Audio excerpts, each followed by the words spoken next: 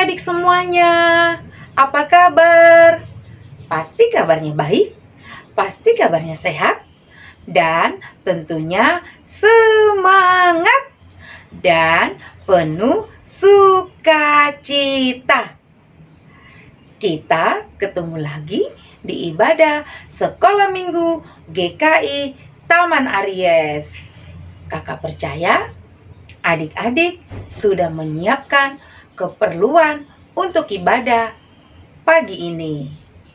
Sudah menyiapkan Alkitab dan amplop persembahan.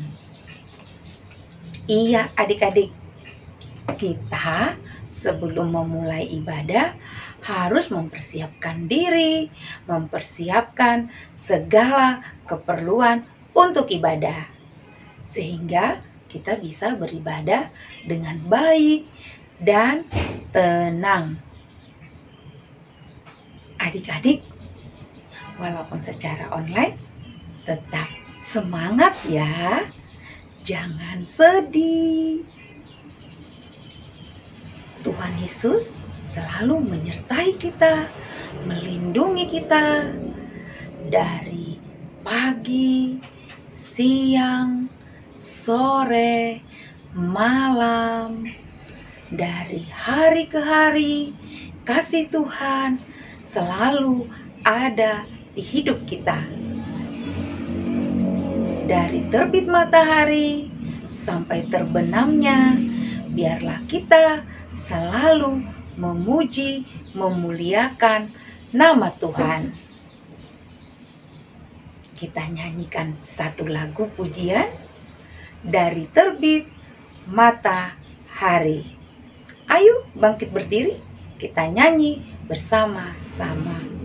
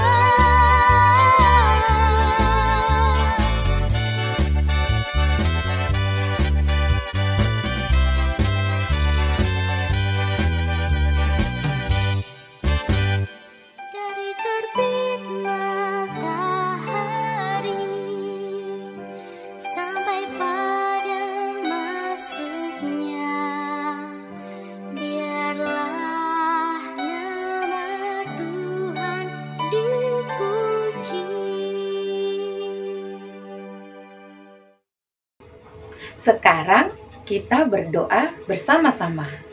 Lipat tangan, tundukkan kepala, tutup mata. Kita berdoa bersama-sama. Terima kasih Tuhan Yesus, karena kami boleh beribadah di pagi hari ini.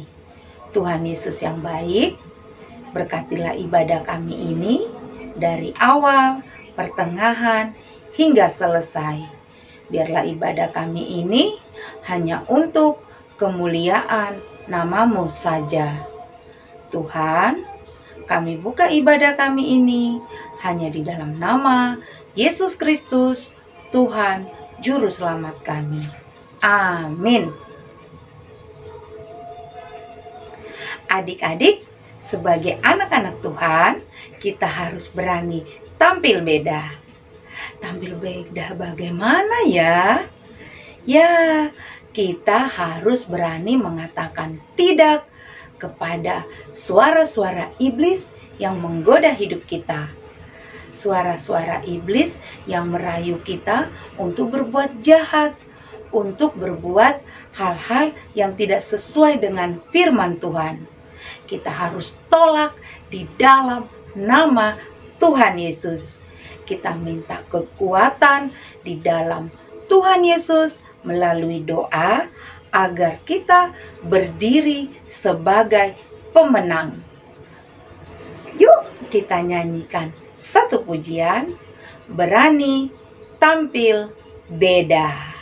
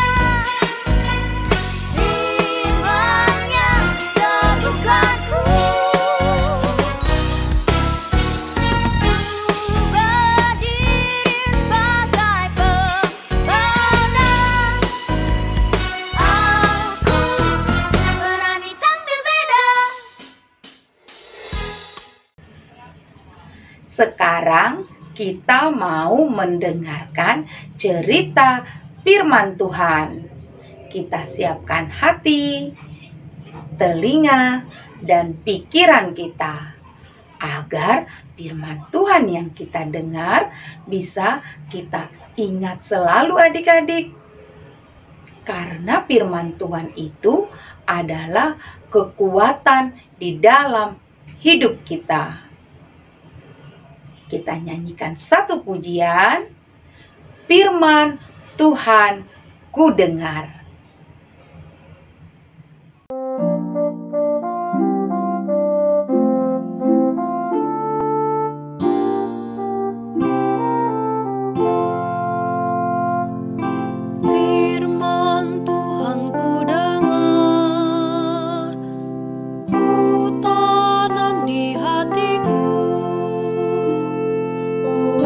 Bertumbuh subur, berbuah lebat,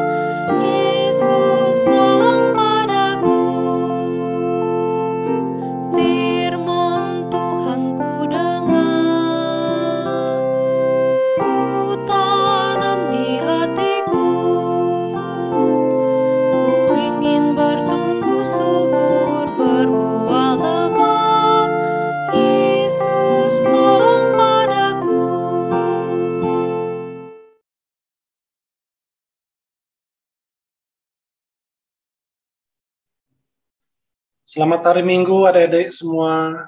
Kembali kita berjumpa hari Minggu ini untuk bersama-sama mendengarkan firman Tuhan. Sudah hampir 2 tahun kita menjalani ibadah secara online di tengah pandemi corona yang belum juga mereda, bahkan saat ini sudah mulai meningkat banyak orang yang sudah terpapar corona. Nah, kita tetap menjaga kesehatan kita sambil kita saat ini mau belajar bagaimana kita bisa melalui setiap cobaan yang ada. Sebelum kita mendengarkan firman Tuhan, kita mau bersama-sama bersatu dalam doa. Kita berdoa. Kembali kami datang padamu Tuhan. Di hari Minggu ini kami boleh berkumpul, boleh bersama-sama untuk mendengarkan firman Tuhan, untuk bersama-sama belajar bagaimana kami harus menghadapi setiap cobaan yang ada. Dan biarlah Tuhan, hari ini kami mau mendengarkan firman-Mu, kami mau duduk diam dan menyediakan hati, pikiran kami hanya tertuju padamu. Pimpin sertai kami Tuhan, dalam nama Putra-Mu yang tunggal Yesus Kristus, kami sudah berdoa dan mengucap syukur. Amin.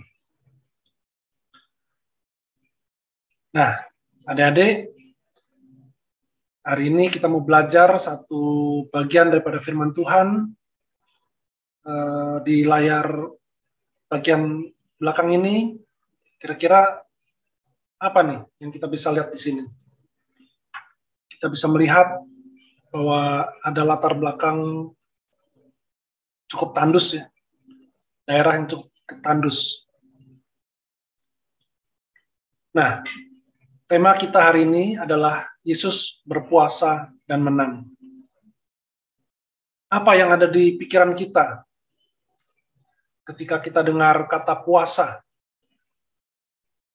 Ya, kita sering mendengar ketika sudah saudara-saudara kita yang beragama Muslim, kita sering mendengar mereka berpuasa. Tapi jangan salah, bukan hanya mereka sebenarnya yang berpuasa. Kita pun ada saatnya berpuasa. Apa itu puasa? Kalau kita lihat gambar ini, ya, bukan hanya mulut saja yang kita mesti jaga. Bukan hanya makanan saja yang kita mesti tahan. Tapi arti puasa itu banyak macamnya. Bisa berpuasa atas ucapan, bisa berpuasa atas makanan. Yang lazim kita dengar adalah puasa terhadap hal yang jasmani, makanan. Tapi sebenarnya kata puasa, arti dari puasa itu sangat luas. Menjaga, mengekang, menahan setiap hal yang tidak berkenan kepada Tuhan, itulah yang kita mau puasakan. Nah, selanjutnya, mengapa kita harus puasa? Kadang kita berpikir, puasa itu kan kewajiban. Sebenarnya bukan hanya kewajiban, tapi ada hal yang lain sebenarnya. Itu tadi, puasa itu sebenarnya mengendalikan diri kita, belajar untuk mengendalikan ya diri kita, hawa nafsu kita. Yang kedua, memahami keadaan orang lain di sekitar kita, dan juga agar kita makin peka. Diri kita sendiri menahan diri, tapi kita juga ada waktu untuk memperhatikan orang lain di sekitar kita. Nah, seringkali kita dalam hal berpuasa seringkali diperhadapkan pada dua hal yang sangat kontras. Nah, contohnya ini, kita memilih mana yang lebih menarik. Kalau ini kira-kira gambar apa nih? Ini kalau kita lihat di sini hamparan pasir, padang pasir, gersang. Bahkan tumbuhan pun tidak menampakkan daunnya. Hanya tinggal batang kering, air pun tidak nampak. Nah, lebih menarik mana? Melihat hidup di padang gurun, atau ini satu lagi adalah kehidupan perkotaan. Pasti adik-adik juga akan memilih, lebih enak di kota. Kita bisa melihat pemandangan banyak, kehidupannya, makanan banyak, air, hiburan, semua tersedia. Sedangkan yang di atas di padang pasir tidak ada hiburan. Yang ada panas, cari makan juga susah. Itulah suasana kalau kita mau membedakan secara kontras, kita pasti memilih yang buat kita paling enak. Nah, kalau kita sudah memilih menjalankan untuk berpuasa, kira-kira kondisi saat puasa itu seperti apa? Pasti, kalau yang pertama kali kita lakukan, melatih puasa adalah perut kita. Tidak ada makanan yang kita makan. Itu latihan puasa makan. Setelah kita menahan lapar, biasa tubuh kita juga akan menjadi lemah. Setelah tubuh kita merasa lemah, apalagi? Biasa kalau kita lapar, oksigen kurang, mulai kepala pusing, malas. Nah ini, mager. Kita seringkali malas gerak. Maunya tidur. Nah, ketika kita sedang berpuasa, kita juga berpikir maunya yang serba instan, serba cepat. Kita mau melakukan apapun, maunya yang serba cepat. Nggak mau banyak proses. Dan ada lagi, di saat kita sebenarnya menahan diri kita, menahan hawa nafsu kita, tapi kita seringkali muncul keinginan untuk menang, ingin berkuasa. Justru itu yang kita latih untuk ditahan. Yesus pun sebagai Tuhan tidak luput dari saat untuk melatih diri. Sebagai manusia juga melatih diri untuk menjadi lebih baik. Memberi contoh bagaimana melalui setiap rintangan yang ada. Jadi bukan karena sudah sebagai Allah juga tidak perlu berpuasa. Justru Yesus mau memberi contoh pada kita semua.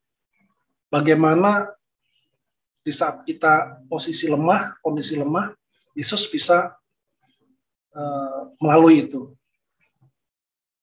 Yesus pun tidak luput dari cobaan. Dalam perikop yang kita baca tadi, di Matius 4, dikatakan bahwa Yesus pun dicobai. Ketika sudah melalui berpuasa selama 40 hari, 40 malam, tidak makan, pasti kondisinya lemah. Kita pun kalau berpuasa sehari saja, pasti kita merasakan lemah, lapar. Nah, di saat kita posisi paling bawah tersebut, posisi paling lemah itu, kita banyak godaan yang muncul. Yang pertama pasti kalau kondisi lapar, pinginnya makan.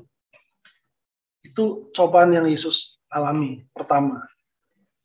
Iblis juga menggoda Yesus. Tadi ketika sedang mager, sedang lemah, dicobai yang instan. Iblis meminta Yesus merubah batu menjadi roti supaya cepat selesai mengatasi masalah laparnya. Itu yang pertama.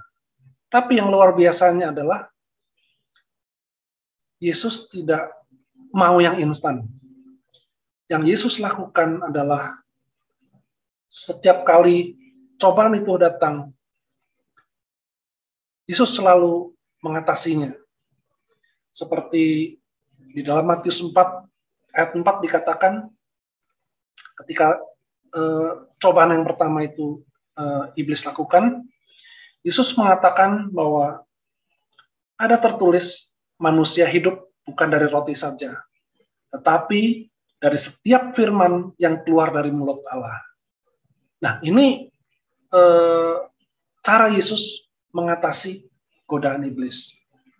Jadi bukan masalah laparnya, bukan masalah Yesus tidak sanggup. Yesus sanggup karena Dia Allah. Dia sanggup merubah batu menjadi roti. Ketika sudah menjadi roti, gampang untuk dimakan. Tapi kalau itu dilakukan, artinya Yesus tunduk kepada iblis. Artinya Yesus mengikuti kemauannya iblis. Disitulah artinya Yesus bisa kalah. Tapi Yesus, karena Yesus itu Allah, Dia menjawab, mengatasi cobaan itu dengan firman Allah. Jadi bukan dengan kuasanya, tapi Yesus mengatasinya dengan firman Allah. Cobaan yang kedua, jadi iblis tidak hanya satu kali mencoba terus mundur, iblis juga pantang menyerah. Itu yang luar biasa. Yesus dibawa ke bumbungan bait Allah, dibawa naik, lalu kan iblis tahu bahwa Yesus anak Allah. Yesus punya kuasa. Kalau Yesus punya kuasa, pasti banyak yang menolong Dia. Cobaan yang kedua dilakukan oleh iblis, ditawarkan. Kalau Yesus sanggup mengatasi cobaan pertama, Yesus diminta, coba jatuhkan dirimu dari atas bumbungan bait Allah, jatuh ke bawah. Kamu pasti tidak akan mati. Banyak malaikat-malaikat yang akan menolong, menjaga supaya tidak jatuh. Nah, itu cobaan yang kedua. Tapi sama halnya, Yesus menjawab cobaan iblis itu di dalam Matius 4 ayat 7. Sama, ada tertulis, janganlah engkau mencobai Tuhan Allahmu. Nah, ini jawaban Yesus kepada si iblis. Jadi yang kedua pun sama. Yesus tidak mau mengikuti apa yang iblis kehendaki. Yesus tidak bisa diperintah. Yesus tidak bisa diatur oleh iblis. Karena Yesus Allah. Tidak menyerah di situ. Iblis masih mencoba lagi. Yesus dibawa naik ke puncak bukit. Dari puncak bukit itulah bisa terlihat semua dataran perkotaan, semua kemegahan dunia. Di dalam pemandangan manusia pasti sangat luar biasa. Keindahannya luar biasa. Di situ iblis menawarkan bahwa kalau Yesus menyembah pada iblis sekali saja, sujud menyembah pada iblis sekali aja, semua itu akan diberikan. Tapi Yesus pun tahu bahwa di saat posisi lemah, di saat posisi kelaparan, godaan itu banyak macamnya. Godaan ingin makan, godaan ingin menunjukkan kekuatannya, godaan ingin kekuasaan. Ya, kalau sekarang banyak, mau kekuasaan, mau harta yang banyak, itu semua ditawarkan oleh iblis dengan cara yang mudah. Tapi jawaban Yesus sama. Untuk mengatasi iblis hanya ada satu jalan. Kita perhatikan di Matius 4 ayat 10. Ini jawaban yang sangat menolak iblis. Sangat tegas. Enyahlah iblis. Sebab ada tertulis, engkau harus menyembah Tuhan Allahmu, dan hanya kepada Dia sajalah engkau berbakti.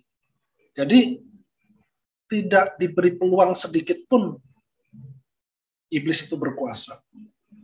Nah, dengan cara itu, Yesus menang atas cobaan iblis tersebut.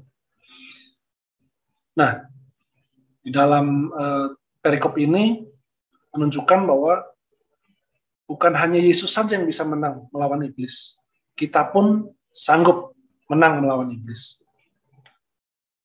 Kita ikuti cara yang Yesus lakukan. Jadi, apa yang Yesus ajarkan pada kita? Yang pertama, menahan diri dari cobaan. Kita tidak larut dalam cobaan itu. Tidak mengikuti apa yang iblis inginkan. Yang kedua, kita harus membuat pilihan. Mungkin agak berat, yaitu mengutamakan Tuhan atau keinginan diri sendiri. Ini kadang-kadang dilema buat kita.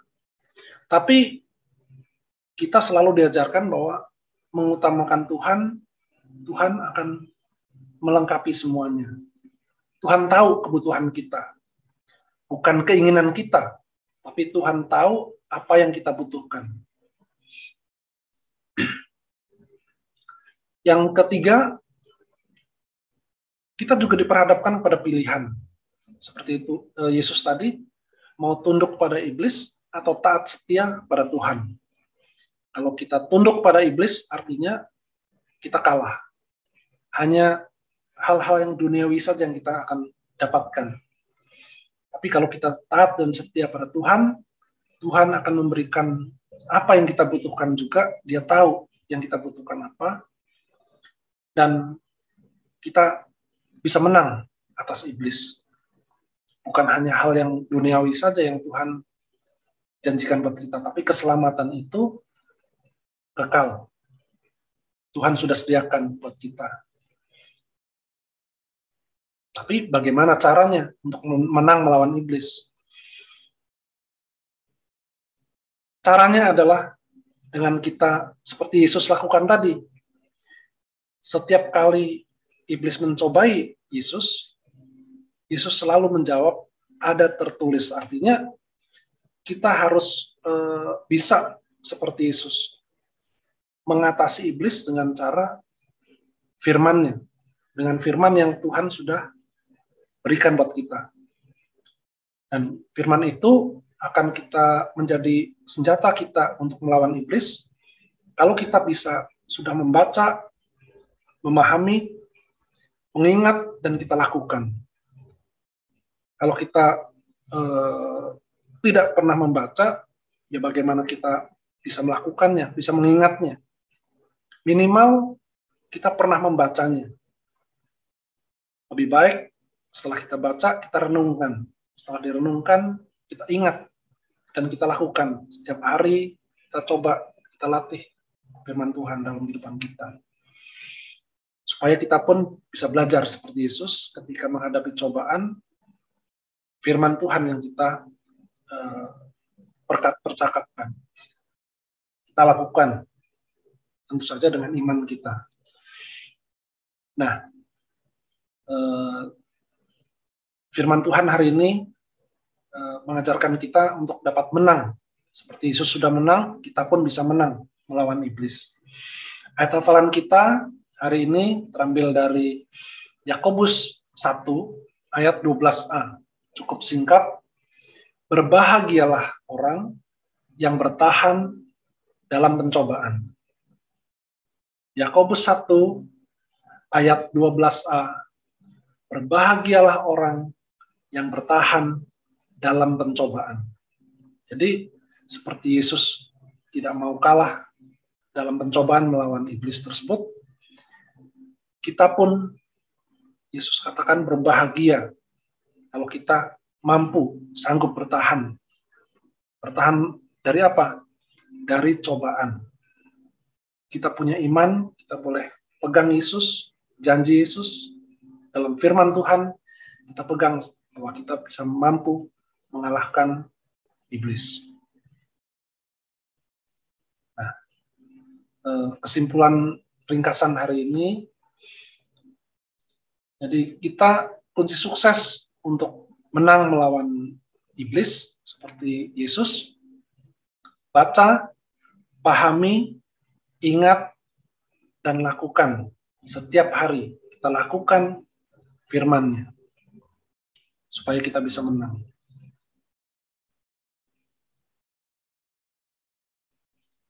Nah, itulah yang kita bisa pelajari, apa yang bisa kita dengarkan melalui firman Tuhan hari ini.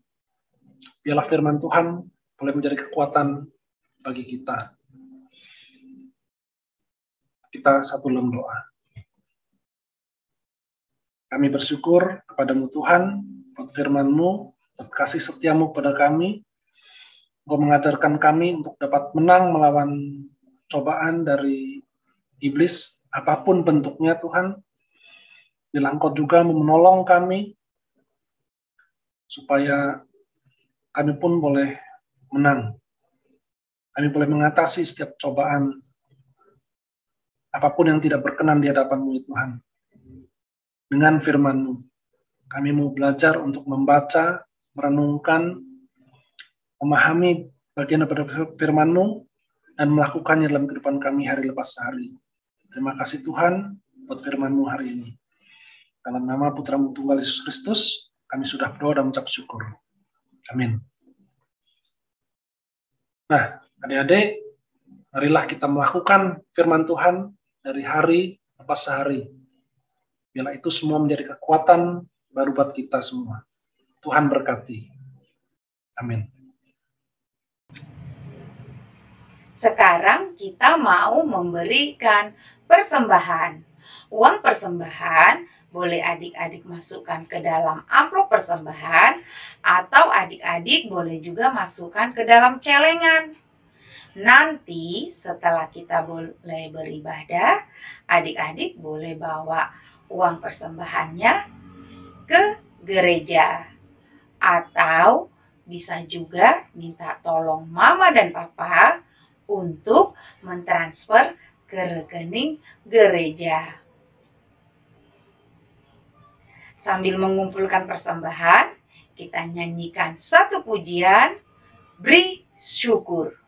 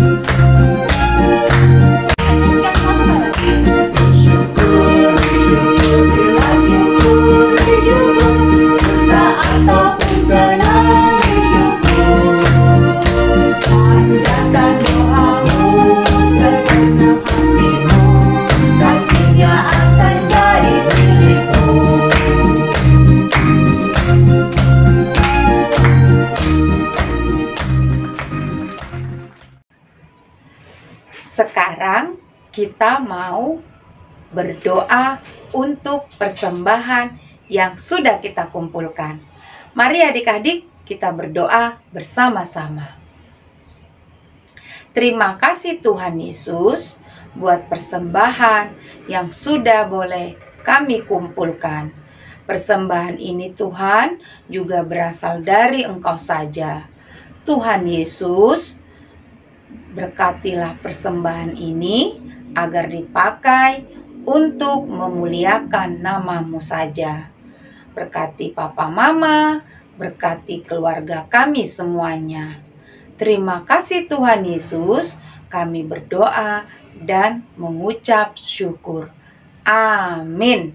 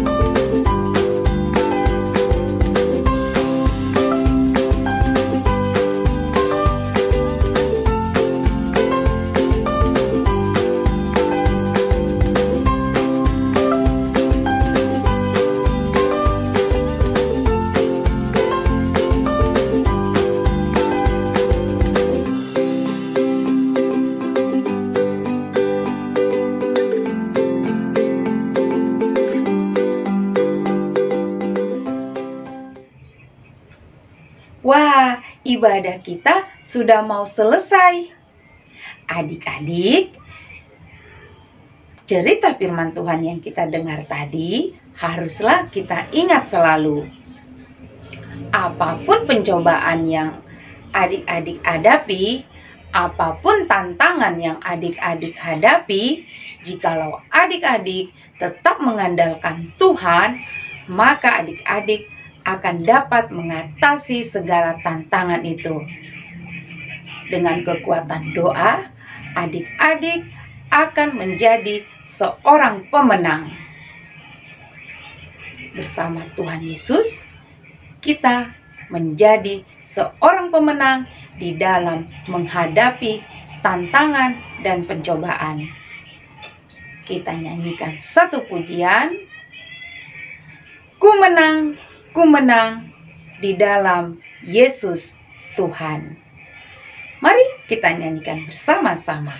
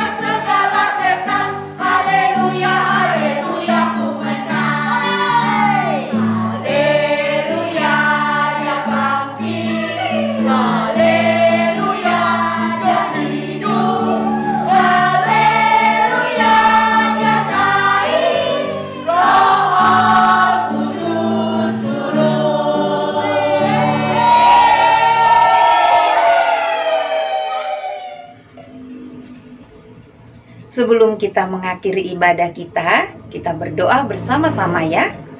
Kita satukan hati untuk berdoa. Lipat tangan, tundukkan kepala, tutup mata. Semuanya berdoa, semua sikap berdoa. Mari kita berdoa. Terima kasih Tuhan Yesus, karena kami sudah boleh beribadah di pagi hari ini. Tuhan Yesus yang baik, kami sudah menyanyikan lagu pujian, kami sudah berdoa, kami sudah mendengarkan firman Tuhan. Tuhan, biarlah semua pujian kami, doa kami, itu untuk kemuliaan nama-Mu saja. firman Tuhan yang kami dengar menjadi kekuatan di dalam hidup kami, sehingga kami dapat mengatasi segala godaan-godaan iblis, tantangan-tantangan, dan pencobaan-pencobaan yang ada di dalam hidup ini. Kami percaya Tuhan, bersama Tuhan Yesus, kami lebih dari seorang pemenang. Tuhan yang baik, kami percaya seminggu ke depan Engkau tetap menyertai, melindungi kami. Terima kasih Tuhan, ini doa kami, ini ucapan syukur kami, hanya di dalam nama Tuhan Yesus kami berdoa dan mengucap syukur. Amin. Oke adik-adik, tetap semangat ya, tetap sukacita walaupun masih ibadah secara online. Ingat, tetap jaga kesehatan. Sekolah minggu paling Yahud, anak-anaknya imut-imut, pujiannya girang-girang, firman Tuhan oke punya. Sekolah minggu paling Yahud. Sekolah minggu GKI Taman Aries paling Yahud. Yeay. Oke adik-adik, sampai ketemu minggu depan. Bye-bye. Tuhan Yesus memberkati.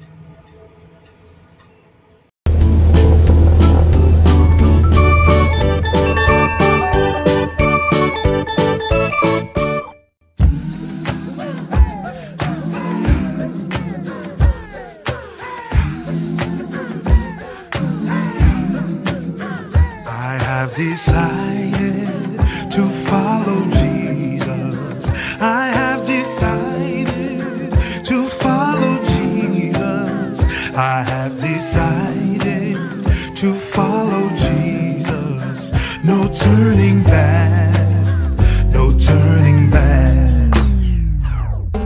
I'm gonna follow, are you gonna follow? I'm gonna follow, are you gonna follow? I'm gonna follow, are you gonna follow?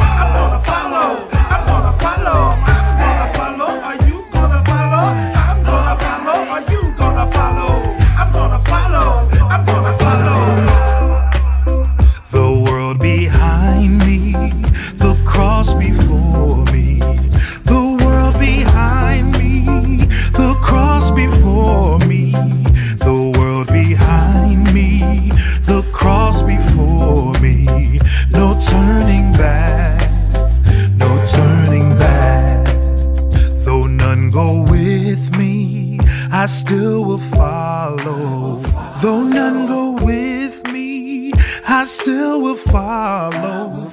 Though none go with me, I still will follow. No turning back, no turning back. Will you decide?